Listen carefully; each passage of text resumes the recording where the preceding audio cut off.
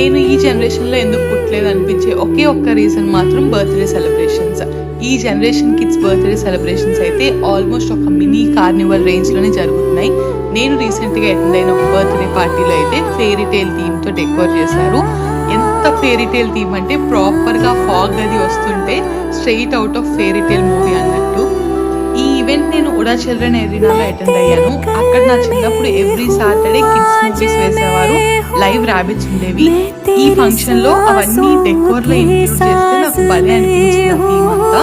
And ఇక్కడ live chocolate fountain పెట్టారు, panipuri counter, tattoo counter తో పాటు ఫోటో బూత్ కూడా అరేంజ్ చేశారు.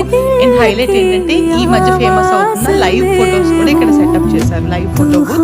And 360 degrees rotating selfie stand కూడా అరేంజ్ చేశారు.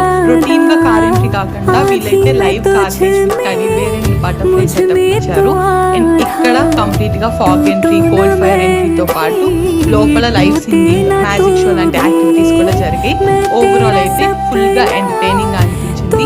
ఈ ఈవెంట్ అయితే A1 ఈవెంట్స్ వాళ్ళు చేశారు. మీకు వెడ్డింగ్స్ రిలేటెడ్ అయినా, బర్త్డే పార్టీస్ రిలేటెడ్ అయినా హ్యాపీగా వాళ్ళు కాంటాక్ట్ చేయొచ్చు.